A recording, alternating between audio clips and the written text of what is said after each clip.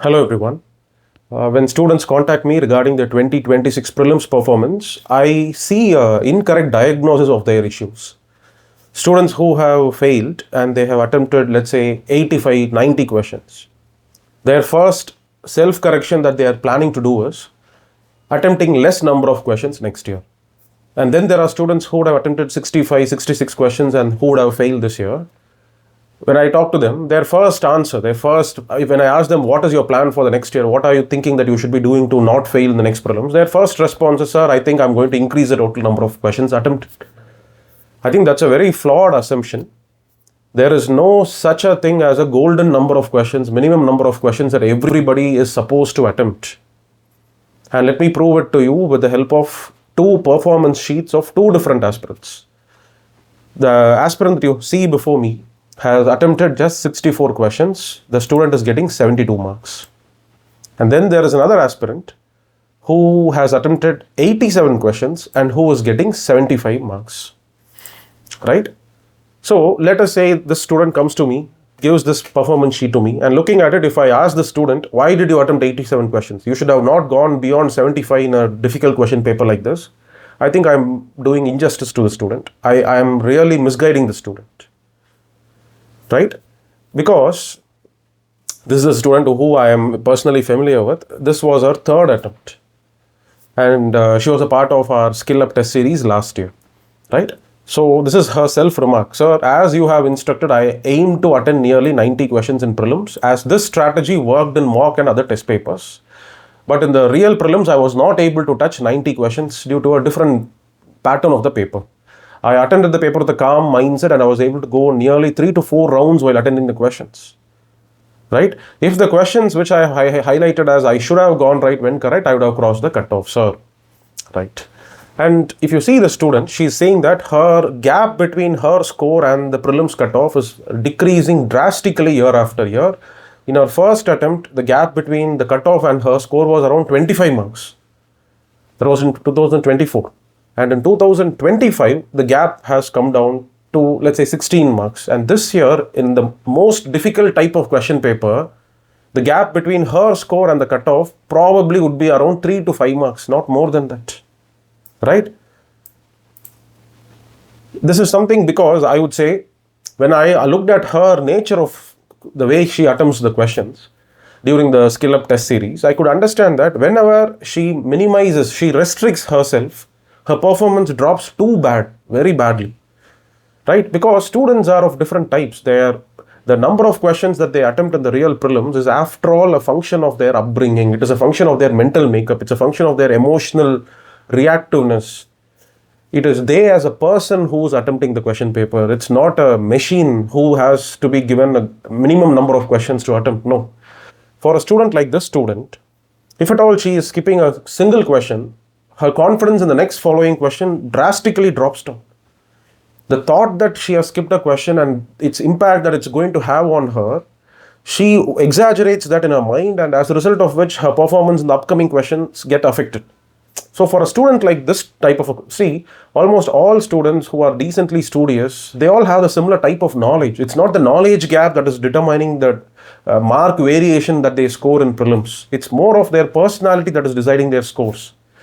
So I would say that the only correction that I suggested the student during when I seen her performance in the Skill Up was maximize your attempts. Okay, and she was slowly improving it. And in the real exams, this time she has attempted something around 87 questions in a paper like this year's. So now she herself feels confident. She herself feels vindicated that yes, the strategy that really works for me is increasing the number of attempts. So for a student like this student, I wouldn't go and say reduce the number of attempts in history. You should not have attempted 16 questions. No. In fact, I would say the reverse. I would say attempt all 100 questions next year. Right? Attempt all 100 questions. You after all need another 2 or 3 more questions.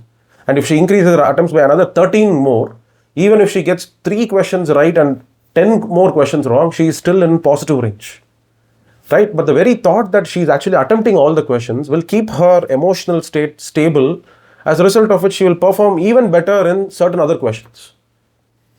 Right? See, this 87 questions is her net performance, net personality working and giving her a 87 question attempt. So I cannot damage that personality and I cannot really change what she is. And that should not be done. That if done, no. Let's say if I ask her to minimize the number of attempts by 10 questions, reduce your number of attempts by 10, the very thought that she's leaving 10 questions attempted will impact her so badly that she will lose 20-25 marks less than what she has scored this year. So that cannot be a general suggestion given to her. And whereas when I look at another question, look at this question, look at this student. When I look at another student, this is a student who has attempted only 64 and having got 72 right. You know, and this student is under the, if at all the student is under the dilemma, sir, should I increase the number of attempts next year? My answer is no, don't do that. You're perfectly right. Because when I look at the pattern of attempts, when I see this pattern, I'm able to understand that this is a student who has a clean sense, a clear sense of discriminating between the easy, moderate, difficult questions. Almost all the questions that I have marked as easy, this student has got it right.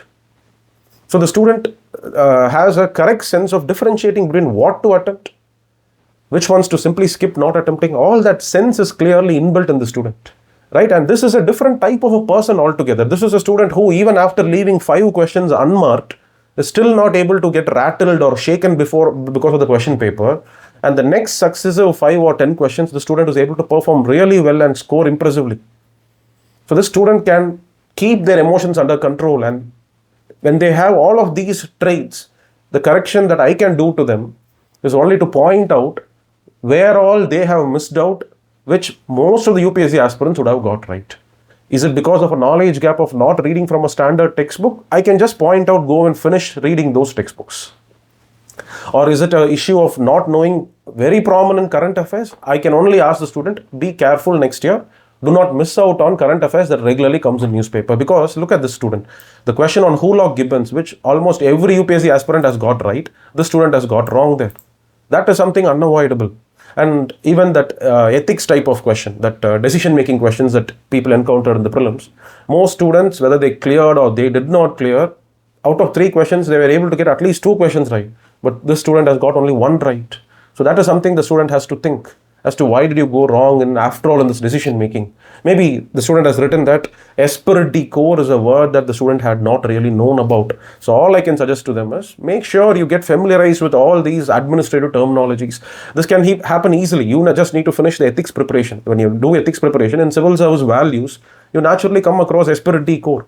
So there could be many more terminologies like that. Right? So I think it's a function of 1 more year of preparation which can bring those awareness about unknown areas to them. Plus the remediation for a student like this is not simply asking them to attempt excessive number of questions. It is to figure out a few more areas which should have gone right. Right? So this student needs reassurance that her method is right. Whereas some wrong mentor, some wrong guide, if they were to simply give them a straitjacket formula that you have attempted only 65, that's too risky, next year make it 85, their plan will all collapse. Their mind will go crazy in the 2 hours of exam paper. So people are different. The number of attempts that they give is also different. And you as an aspirant, if you're confused, if at all you are under this mistaken impression that your number of attempts is either on the excessive side or on the lesser side, and that is all that you need to rectify, no, you are mistaken. There is much more beyond the total number of questions that you attempt. The real number of questions is secondary, but what do you do when you attempt those questions is primary. That is the aspect that needs to be taken care of. So do not ever arrive at a bad conclusion that simply increasing the number of attempts or decreasing the number of attempts is going to help you clear prelims next year. No, there is much more to it. A proper analysis has to be done. So see you in another video, and thank you.